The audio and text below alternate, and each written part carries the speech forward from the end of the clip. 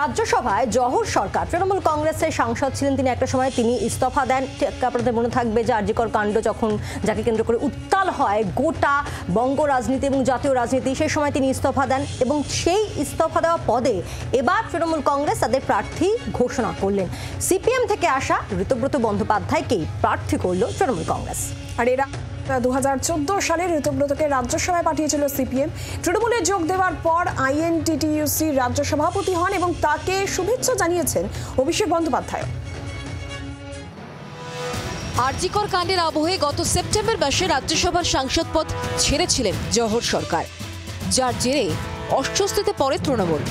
জহরের ছেড়ে যাওয়া জায়গায় এবার রাজনীতির বৃত্ত থেকেই প্রার্থী বাছাই করল তৃণমূল। রাজ্যসভায় সিপিএম থেকে আসা ঋতব্রত বন্দ্যোপাধ্যায়কে পাঠাচ্ছে ঘাসফুল শিবির। তাকে শুভেচ্ছা জানিয়েছেন দলের সর্বভারতীয় সাধারণ সম্পাদক অভিষেক বন্দ্যোপাধ্যায়। তাকে বার্তা দিয়ে সমাজ মাধ্যমে অভিষেক লেখেন, ঋতব্রত এই মর্যাদা পাওয়ার যোগ্য।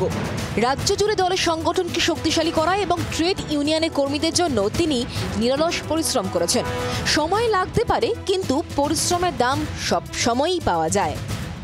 ঋতব্রতকে শুভেচ্ছা জানিয়েছেন ভোট কুশলী তথা আইপ্যাকের প্রধান প্রতীক জৈন। ঋতব্রত বন্দ্যোপাধ্যায় দা, আপনাকে আন্তরিক অভিনন্দন। কঠোর পরিশ্রম করলে একদিন ফল মেলে, শুধুমাত্র ধৈর্য ধরে রাখতে হয়। আপনি এর অন্যতম উদাহরণ।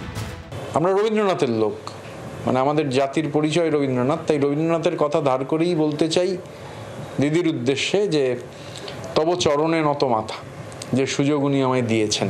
লেনিন হাজারের কথা বলেছেন, 1000 থেকে নেমে 100 তাও বলবো না, 100 থেকে নেমে 50 তাও নয়, 10ও নয়, 5ও নয়, যারা শূন্যে আছেন তাদের লেনিন চর্চা দীর্ঘায়িত হোক। আর অবিরাম যাত্রার চিরসংঘর্ষ মানুষের মমতা বন্দ্যোপাধ্যায়ের সঙ্গে চলতে থাকুক।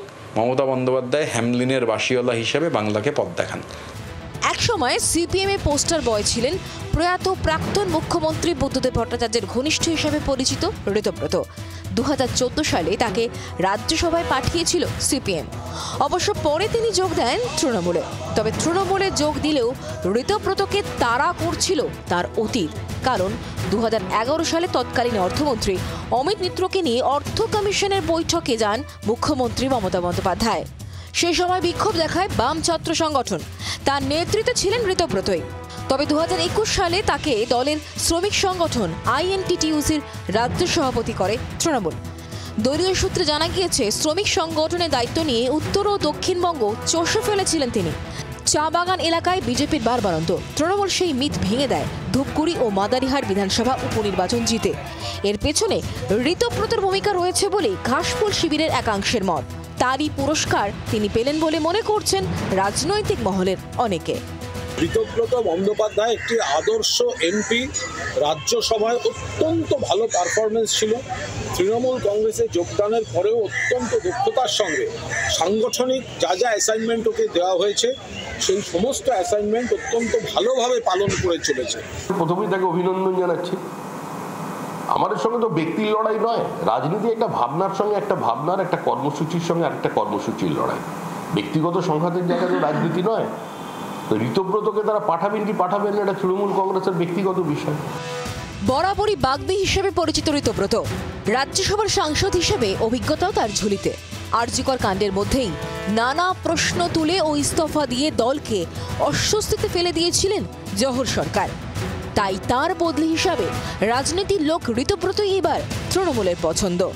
রাজনৈতিক মহল মনে করছে যে এই রাজ্যসভার একটি আসনে বিজেপি প্রার্থী দেবে না, ফলে বিনা প্রতিদ্বন্দ্বিতায় আবারও রাজ্যসভায় যাওয়ার রাস্তা প্রায় নিশ্চিত বলে মনে করছে রাজনৈতিক মহল।